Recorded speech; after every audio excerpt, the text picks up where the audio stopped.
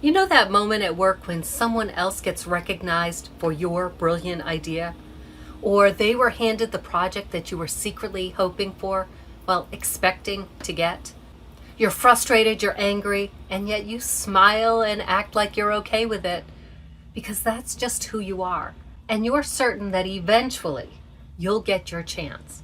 But deep down, it hurts. I mean, it's like 1,000 hornet stings to your heart, right?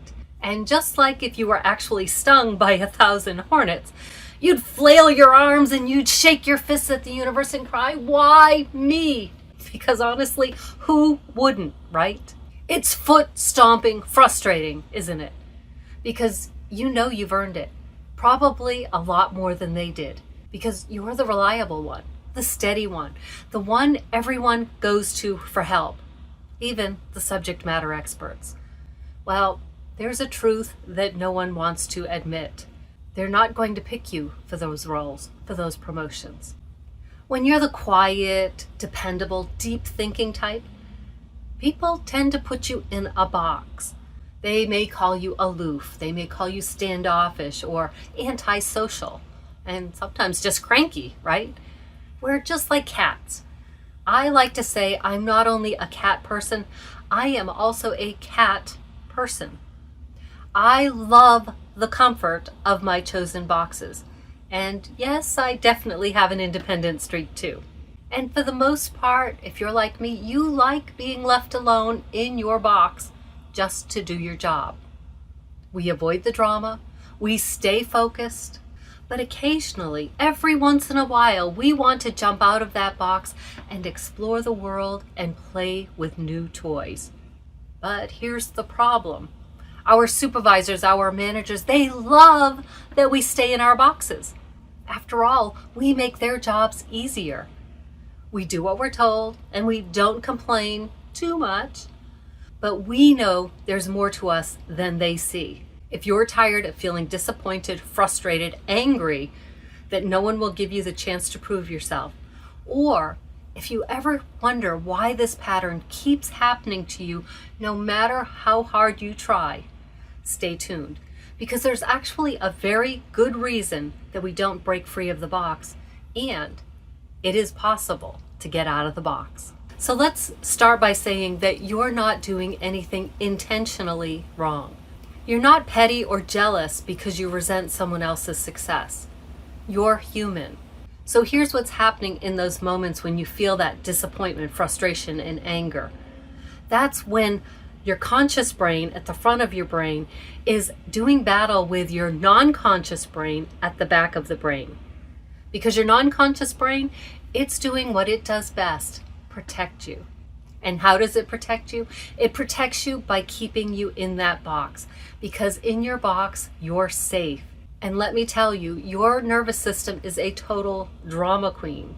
That idea you had that your coworker got credit for, it's telling you, but what if it had been a bad idea? Would you want people to know that you came up with that boneheaded idea? Of course not. Stay quiet. No one will laugh at you. And that promotion that you were passed over for, the back of your brain that wants you safe, it says, but what if it was more than you could handle? What if you'd have to lead team meetings?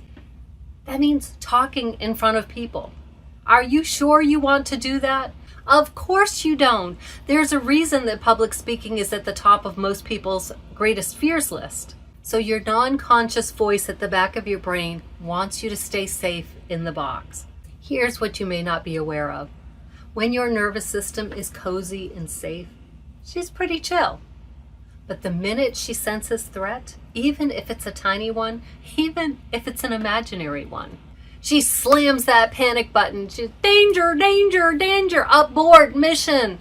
She may be a drama queen, but she's really not wrong. She's just a bit misguided.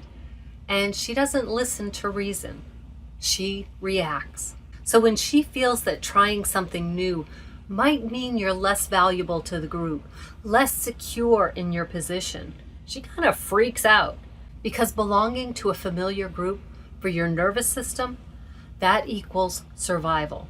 That's why so many of us link our self-worth to performance or to recognition.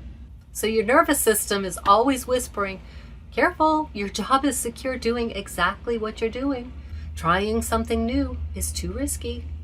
And that's what makes it so hard for introverts like us to climb out of that worker bee box. And let's talk about those hornet stings to your heart, right? They're your conscious brain. And your conscious brain is shouting, get out of the box now, do it now. I remember those inner battles so clearly. I used to work the night shift in manufacturing. I would talk about the various processes and practices with my day shift counterpart, and she shared them with the engineers. Guess who got credit for those ideas? Yep, it wasn't me. So when I'd hear about some change that Debbie came up with, I'd tell myself it doesn't matter who got the credit, what matters is making things better. But that was a lie. It did matter who got the credit. And it wasn't until I forced myself to climb out of that box that things started to change. Do you want to know how I shifted everything? Here's what I did. Instead of letting myself spiral into that woe is me, what's wrong with me frame of mind, I got curious. I started asking, okay, what is my nervous system threatened by right now? And what might this moment be showing me about where I can grow? So the next time that you experience those feelings of disappointment, frustration, and anger about being overlooked, don't swallow the emotions. Pause. Take a slow, deep breath. And then thank your nervous system for wanting to protect you. And ask it, what are you trying to protect me from? And maybe it's the fear of being judged. Maybe it's the fear of not being up to the task. Maybe it's the part of you who believes you haven't proven your value yet. Whatever it is, whatever your nervous system is telling you, you don't have to accept it. You can intentionally take one small step that feels safe-ish that will help you break free from the box. But here's what makes breaking free so tricky. Some people like you just where you are. They're comfortable with you in that box. They always know where you are, and their lives are easier with you there. And even within your own brain and body, you're going to meet resistance. While one part of you wants to explore and stretch yourself, another part, that non-conscious drama queen part, she craves safety, familiarity. But you need to know that it is possible to climb out of that box and experience new things. I know this because I've done it, and it is so worth the effort. Especially if you know you're capable of more and you want the satisfaction and the personal growth, the sense of fulfillment that comes when you stop letting your nervous system, your fears, control your opportunities. You can learn to lead yourself and to lead others.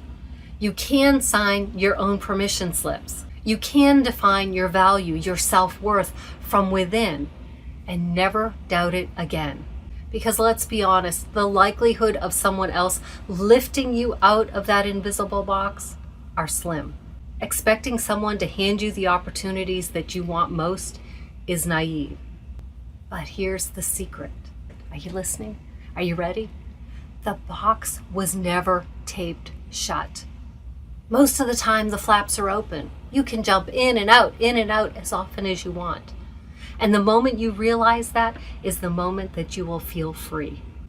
And when you decide that your potential doesn't need outside validation, you can start trusting your own instincts and start doing what you came here to do. So the next time someone gets the credit or the promotion that you know you earned, take that deep breath. Notice the part of you that feels small and overlooked. And instead of lashing out or quietly quitting, ask, what's been holding me back? Now, I don't know your workplace culture, so let me know in the comments if I'm wrong about this. But in my experience, the squeaky wheel gets the oil. Quiet, dedicated worker bees are not squeaky wheels. They're a manager's dream team. All right, so let's talk about how you change the situation without the negative consequences of those angry outbursts or quiet quitting. Take it on yourself to learn the skills that you're missing. The skills that will convey the confidence that you feel inside. The skills to express yourself clearly and concisely. The skills to lead projects and deliver outstanding results. And when you've done that, when you've accepted that responsibility for yourself, your managers won't want to keep you in that box. They're going to pick you every time because you're quiet, you're reliable, you're drama-free, and they know you're capable. I hope you enjoyed this video. If you did, be sure to subscribe and leave me a comment, and I will see you in the next video.